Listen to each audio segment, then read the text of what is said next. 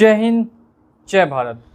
और एक बार फिर से स्वागत करता हूं मैं आप सभी का आपके अपने चैनल लोन हेल्प इंडिया में। और आज के इस वीडियो में दोस्तों हम लोग बात करने वाले हैं कॉन्टैक्ट लिस्ट पर कॉल को लेकर।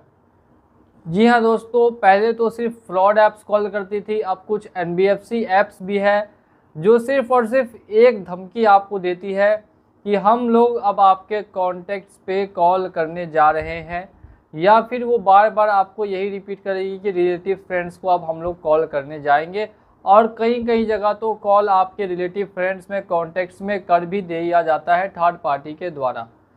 तो ऐसे में इसका क्या सॉल्यूशन है? काफ़ी कंपनियां लगातार धमकी दे रही है हमारे सब्सक्राइबर्स को, तो ऐसी कंप्लेन देखने के लिए मिली थी।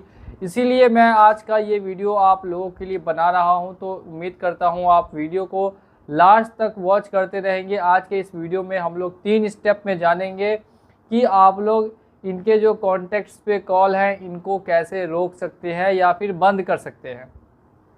तो वीडियो को ध्यान से देखते रहिएगा, काफ़ी ही आप लोगों के लिए इंटरेस्टिंग वीडियो होने वाला है। और जितने भी लोग चैनल पर नए आए हैं, अभी तक चैनल को सब्सक्राइब नहीं किया है, वो सभी लोग चैनल को सब्सक्राइब करके बेल आइकन को प्रेस कर लें।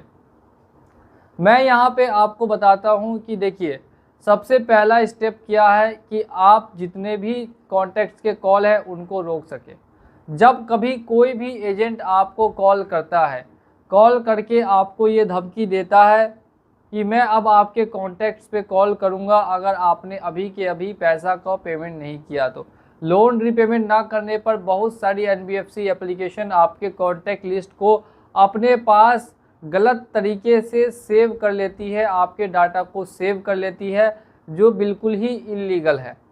अब इससे रिलेटेड अगर आपको मैं ये बताऊं कि अगर कोई आपको ऐसी ये कॉल पे धमकी देता है कि कॉन्टैक्ट लिस्ट पे अब हम कॉल करने जा रहे हैं, तो उनको रोकिए और एक चीज़ ज़रूर बोलिए कि देखिए, मैंने जो एग्रीमेंट साइन किया था उसमें ऐसा कहीं नहीं लिखा था कि आप मेरे कॉन्टैक्ट को कॉल कर सकते हैं। अगर लिखा था तो वो मुझे एग्रीमेंट भेजिए। और जब नहीं लिखा था उसके बाद भी आप ऑन रिकॉर्ड कॉल पे ये बोल रहे हैं कि कॉन्टैक्ट में कॉल करेंगे, और अगर मेरे कॉन्टैक्ट में कॉल चला जाता है तो फिर मैं ना आपका 1 रुपया किसी भी कीमत पे देने के लिए बाध्य नहीं रहूँगा। सबसे पहली चीज़ आपको ये बोलनी है कि अगर कॉन्टैक्ट पे कॉल गया तो 1 रुपया भी आप उनका नहीं देंगे, चाहे फिर जो हो जाए, जो उनको करना है कर ले, क्योंकि ज़्यादा से ज़्यादा सिर्फ कॉन्टैक्ट पे ही तो कॉल डालेंगे। अब जब वो कॉन्टैक्ट पे कॉल कर ही देंगे तो फिर पैसा किस चीज़ का उनको देना? फिर उनको बोलिएगा कि भाई साहब, फिर मैं आपसे कम से कम 1 लाख रुपए का जुर्माना जब तक आरबीआई से मैं जाकर आपके खिलाफ कंप्लेन करके वसूली ना कर लेता हूं, और आप मेरे कॉन्टैक्ट को कॉल जिनको किए उनसे माफ़ी नहीं मांगते हैं, तब तक आपका कोई भी पैसा वगैरह वापस अब नहीं मिलने वाला है। तो ये एक चीज़ आप उनको भी बता सकते हैं कि भाई साहब, अगर आपने ऐसा किया तो हम भी आपके साथ ऐसा करेंगे। तो ऐसे में उनको भी थोड़ा सा डर होगा कि सर सामने वाला बंदे के पास जानकारी है और वो सही बात बोल रहा है, तो हम लोग अगर गलत करेंगे तो ये बंदा फिर हमको वापस से कभी पैसा नहीं देगा। तो ये हो गया पहला स्टेप, जिसमें कि कोई भी अगर आपको बोलता है तो उसमें आपको क्या जवाब देना है, ये मैंने अब आज के इस वीडियो में अभी आपको बताया। दूसरे स्टेप की ओर बढ़ते हैं कि आखिर उनके पास डाटा चला कैसे जाता है। तो देखिए, जब आप लोग एप्लीकेशन को डाउनलोड करते हैं, जब भी आप लोग एप्लीकेशन को डाउनलोड करते हैं तो बिना आप लोग देखिए परमिशंस वगैरह अलाउ कर देते हैं, जिससे कि आपका कॉन्टैक्ट का जो एक्सेस है वो उनके पास आता है, और उसके बाद वो कॉन्टैक्ट्स को गलत तरीके से सेव कर लेते हैं। जो मैं आपको स्टार्टिंग में बता चुका हूँ कि आरबीआई के द्वारा इस प्रैक्टिस को पूरी तरीके से बैन की गई है।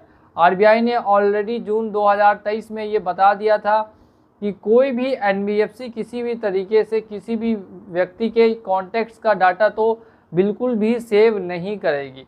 लेकिन इसके बाद भी ऐसी गंदी हरकतें करने के लिए ये लोग बाज नहीं आते और ऐसी गंदी हरकत कर देते हैं।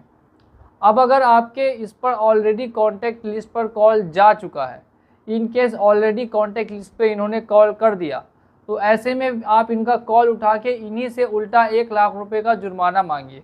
जैसे ही ये आपको कॉल करते हैं और उठाइए और बोलिए कि भाई साहब, मैंने तो आपका कंप्लेन आरबीआई में डाल दिया, आपके कंपनी का कंप्लेन डाल दिया, मेरे पास पूरा प्रूफ था, अब मुझे 1 लाख रुपए का जुर्माना अगर आप देंगे तो मैं कंप्लेन वापस लूँगा।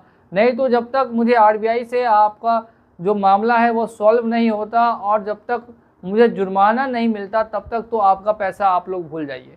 तो अब इसके बाद कॉन्टैक्ट पे कॉल जाने के बाद आप ही उनसे उल्टा डिमांड कीजिए कि भाई मुझे मेरा कंपनसेशन लाओ, अगर मिलता है तो ठीक है, नहीं मिलता तो फिर आप लोग भी हवा हो जाओ। अब किस चीज़ का पैसा मिलेगा? आपने तो जो गलती करनी थी, आपने जो बेइज्जती करनी थी वो तो ऑलरेडी कॉन्टैक्ट पे कॉल करके कर ही दी। तो अब इसमें आपको पैसा वैसा नहीं मिलने वाला। और अगर आपको जो करना है आप कर सकते हैं। अगर आप दोबारा कॉन्टैक्ट पे कॉल करते हैं तो फिर हम लोग साइबर क्राइम में भी कंप्लेन करने वाले हैं आपके खिलाफ। सीधे सीधे ये बात उनको बता दीजिएगा कि साइबर क्राइम में भी अब आपके खिलाफ कंप्लेन करने वाले हैं। और हमारा तीसरा स्टेप यही होने वाला है कि क्या साइबर क्राइम में कंप्लेन करना सही रहेगा और कंप्लेन करने का पूरा प्रोसेस क्या रहेगा। देखिए, होता है मेनली यहाँ पर यह है कि अगर आपका लोन का अमाउंट 2000 है तो वो आपके कॉन्टैक्ट में कॉल करके बोल देंगे कि 50,000 है और बोलेंगे कि 50,000 का लोन है, उसमें से गारंटर जो है वो आपके कॉन्टैक्ट का जो नंबर है जिस पे कॉल करेंगे उसको बनाया गया है, जो कि बिल्कुल ही गलत एकदम इन्फॉर्मेशन है। ऐसा कुछ भी नहीं है। बिना साइन किए, बिना डॉक्यूमेंट दिए कोई भी गारंटर वगैरह नहीं बनता है और ख़ास करके एनबीएफसी तो बिल्कुल भी गारंटर नहीं बनाती है। लेकिन फिर भी वो उनको ऐसा बोलेंगे जिससे कि सामने वाला व्यक्ति भी कुछ समय के लिए डरेगा और घबराएगा कि अरे इसने मेरे साथ ऐसा धोखा क्यों किया, इसने मुझे गारंटर क्यों बनाया, अब मुझे ही पैसा भरना पड़ेगा, इसका पैसा अब मैं क्यों दूँ। तो ऐसे कई सवाल उनके मन में आने लगते हैं। तो ऐसे में आप एक काम ये भी कर सकते हैं कि आपको अब यहाँ पे नेक्स्ट स्टेप आगे बढ़ के सबसे पहले तो 1930 ये नंबर आप नोट कर लीजिए। 1930 ऑल इंडिया के लिए ये नंबर लागू होता है। इस नंबर पे जाकर आप कंप्लेन दर्ज करवा सकते हैं कि क्या क्या आपके साथ घटना हुई, किस तरह से एक गलत एप्लीकेशन ने आपको लोन दिया और उस लोन के बाद आप जब पेमेंट करने से कुछ समय चूके तो वो आपके कॉन्टैक्ट्स पे कॉल करके सभी को गाली गलौज करने के साथ साथ आपको डिफेमेशन करने का काम करती है। और यही एक जानकारी आप साइबर क्राइम के ऑनलाइन वेबसाइट पर जाकर भी अपलोड कर सकते हैं और वहाँ पे अपडेट कर सकते हैं कि आपके साथ ऐसी ऐसी घटना घटित हुई है।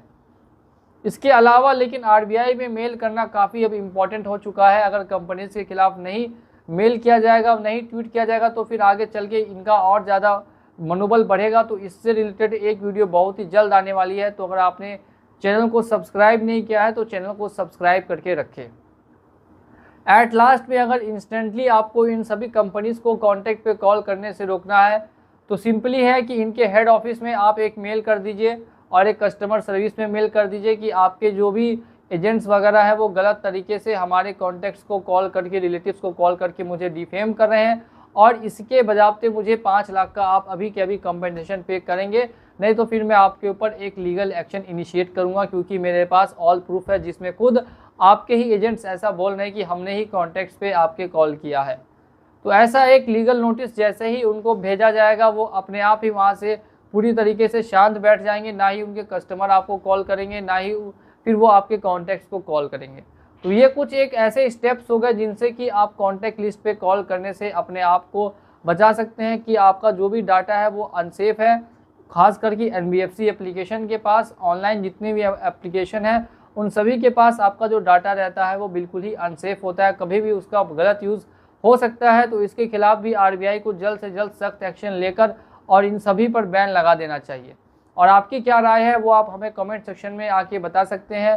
इसी के साथ चलिए चलता हूँ मैं आज के इस वीडियो में और मिलूँगा आप लोगों से अगले वीडियो में बहुत ही जल्द। जय हिंद।